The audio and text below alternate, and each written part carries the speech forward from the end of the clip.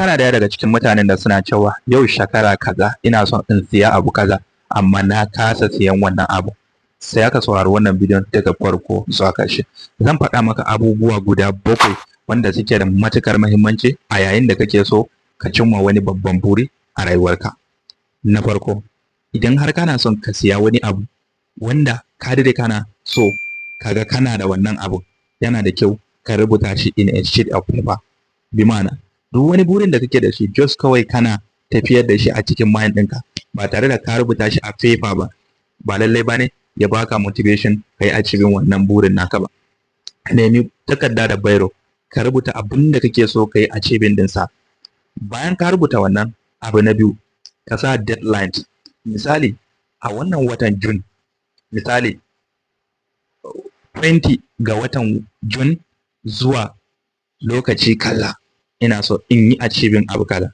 Ka kasa specific na deadline wanda kake so ka yi achieving wannan burin naka. Abu na uku, a duk safe idan ka tashi, kafin ka yi wani abu, just ka dauki wannan goal ɗin da ka rubuta wanda kake so ka yi achieving ɗinsa nan da lokaci kaza, ka karanta shi sau ɗaya sau biyu.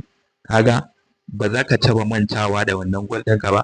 Duk wani abu na shirme idan ya zo, just abin da za ka yi tunani, kai ina da abu kaza fa wanda nake so in yi achieving ɗinsa.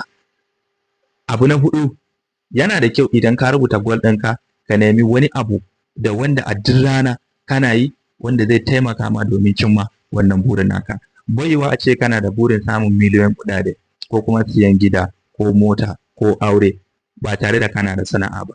Duk wata buri sai da sana'a ake cimma ta.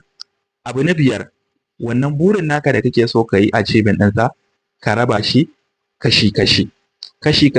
Idan misali kana son ka yi achieving wannan burin naka a cikin shekara, ka rubuta a duk wata za ka yi abu kaza, a duk sati za ka yi abu kaza, a duk rana za ka yi abu kaza.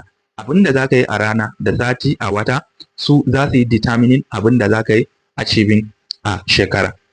Abu na 6 shine, a duk lokacin da ka rubuta goal ɗinka, kada wani abu ya zo ya shige ma gaba ka bar wannan abun ka koma akan wannan abun. Mutane da yawa suna kasuwanci akan wannan kasuwanci, suna son su yi achieving wannan burin, amma da zaran sun ji wani abu zai kawo musu riba ba tare da ma sun tsaya sun bincike wannan abun ba, sun ji dai cewa za su samu riba, za su je su saka kansu a nan, ba su yi achieving a nan ba, ba su yi achieving a can ba. Abu na 6, idan har kana son ka yi achieving burinka, ka cire procrastination.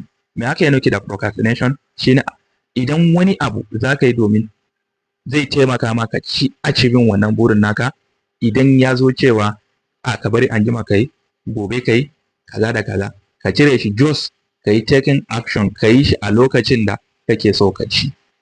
Abu na 7, idan har kana son ka yi achieving burin naka, duk wani abokanan banza, duk wani yarinyar da kuke soyayya da ita ba za ta iya taimaka ma wajen cimma wannan burin naka ba. Just ka ajiye su, bayan ka cimma wannan burin naka, ka zo ka ci gaba da mu'amala. Wannan ba zai zama laifi ba in dai har ba za su iya taimaka ma wajen cimma wannan burin ka. Waɗannan abubuwa guda 7 ɗin nan, idan har ka gyara su a yau ɗin nan, tabbas za ka iya cimma duk wani girman burin da kake so ka yi achieving ɗinsa. Idan ka ji daɗin wannan bidiyon, just ka yi reposting, ka yi sharing, ka yi comment da ra'ayinka domin wasu masu amfana. Ni ne naku Coach Abubakar, sai mun haɗu a bidiyo ɗinmu na gaba. Idan kana ɗaya daga cikin mutanen da sun jima suna bibiyar wannan channel, sun jima suna buƙatar attending ajin da zan gabatar, akwai ajin da na shirya inda zan gabatar da shi a duk ranar Litinin, kuma a WhatsApp channel, ka duba bio ɗina akwai link, za ka yi joining ɗinsa. Allah ya taimaka, sai mun haɗu a wannan class.